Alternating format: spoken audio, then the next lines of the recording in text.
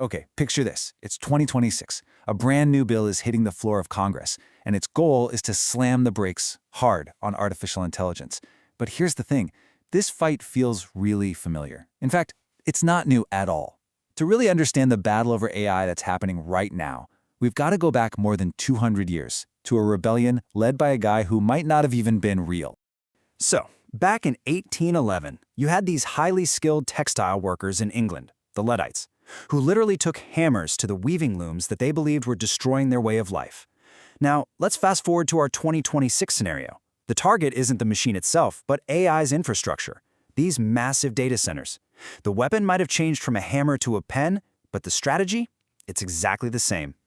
And look, this isn't just some made-up scenario. The proposed AI Data Center Moratorium Act is already framing this whole debate as a moral one. The argument goes that these data centers are just accelerating job losses for millions of Americans.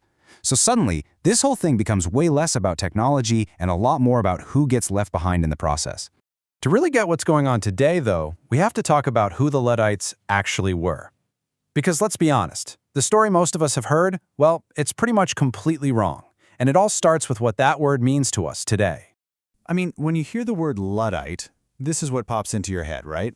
It's basically an insult. It means you're a technophobe, someone who's afraid of the future, can't figure out their smartphone. It's just a simple way to dismiss someone. But here's the twist. The original Luddites, they weren't ignorant peasants smashing machines they didn't get. No, they were actually the complete opposite. See, the real Luddites were the absolute elite of the English working class. We're talking about master craftsmen who had spent years, sometimes a whole decade, perfecting their skills. They weren't anti-technology, they were anti-exploitation. They were very specific, targeting what they called obnoxious machines, the ones factory owners were using to slash their wages by over 50% and replace them with cheap, unskilled labor. They weren't against progress, they were against poverty. And the reaction from the establishment? It just shows you how threatened they really were. The government's response was brutal. They made breaking a machine punishable by death. They sent in 12,000 soldiers, a massive army, not to fight a foreign enemy, but to fight their own citizens. Luddites were rounded up, put on trial, and hanged or deported. This wasn't just a protest, it was treated like a full-blown insurrection. But what's so wild is that this story, it isn't a one-off. It's just one chapter in a 200-year-old pattern that is played out again and again and again, with pretty much every major technological shift. We see the same fears, the same tactics, and yet the same outcome every single time. Let's start in America in the early 1900s.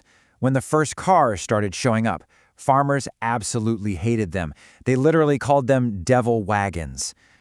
They pushed for these ridiculous laws, like making drivers fire off Roman candles as a warning. But here's the incredible irony. Within 25 years, those same farmers became the single biggest group of car buyers, especially the Ford Model T. The very devil wagon they feared ended up completely transforming their lives and making their farms way more productive. Now let's jump across the pond to Britain, which made maybe one of the most famous mistakes in the history of regulation. It was called the Red Flag Act, and it literally required a person to walk ahead of every single car, waving a red flag, with speed limits of just 2 miles per hour. This law, pushed by the horse and carriage industry, stayed on the books for 31 years, and the result? It totally strangled the British auto industry, handing a generational lead to Germany, France, and the US that honestly, Britain never really recovered from. Okay, a more modern example. The fear of nuclear power in the United States. This really hit a boiling point after a partial meltdown back in 1979. So after the 3 Mile Island accident, a wave of public fear and heavy new regulations basically killed the U.S. nuclear industry for decades. Over 100 planned reactors were just canceled. Now, fast forward to 2026, and America is desperately trying to bring that same nuclear power back online. Why? Specifically to power the massive energy needs of AI. The very technology we banned is now the one we need most to power the future. All right, our last example comes from the 1990s, with the European Union's big fight against genetically modified crops, or Frankenfood. So the EU, worried about health and the environment, either banned or heavily restricted GMOs. And what happened? Their own farmers fell way behind in productivity, and the EU ended up having to import the very GMO crops they had banned from other countries. You see the pattern here? In every single case, trying to stop the technology didn't work. It just pushed it somewhere else. Now, it would be really easy to just look at all this and dismiss today's new Luddites as being on the wrong side of history. But, that's not really the full picture. The concerns that are driving the pushback against AI today, they are very, very real, and they're backed by some serious data. So first off, let's just talk about energy. A single large AI data center can use a staggering 100 megawatts of electricity. And to put that number into perspective for you, that is enough electricity to power 80,000 American homes. We are talking about one single building using the same amount of energy as a small city. That puts a huge, genuine strain on local power grids. And yeah, it could drive up electricity prices for everybody. And then there's the job market. This data, which comes from economists at MIT, is absolutely crucial. For decades after World War II, our economy was amazing at what's called reinstatement. When automation took jobs, we created new kinds of jobs at almost the exact same rate. But look at what's happened since 1987. That balance is broken. Automation is now getting rid of jobs faster than our economy is creating new ones. This growing gap isn't just a fear. It's a documented economic reality.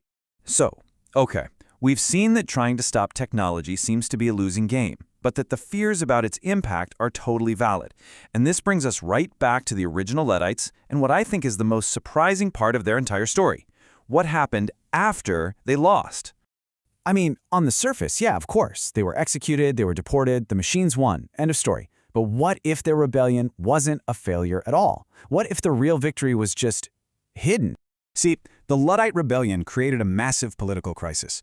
All that chaos and pressure forced Parliament to do something. So, in 1824, they got rid of the laws that had made unions illegal. For the very first time, workers could legally organize. And that brand new labor movement went on to win protections that we just take for granted today. Child labor laws, the 10-hour workday, safety rules. The Luddites didn't win by smashing machines. Their true lasting victory was born from the political mess they created. And really, that's what it all comes down to. History is just crystal clear on this. Trying to ban a transformative technology is a fool's errand. All it does is guarantee you'll fall behind. But fighting to make sure that the incredible wealth and productivity from that technology is shared, fighting to make sure workers are protected and that society as a whole actually benefits, well, that's a fight the history shows us we can and we absolutely must win.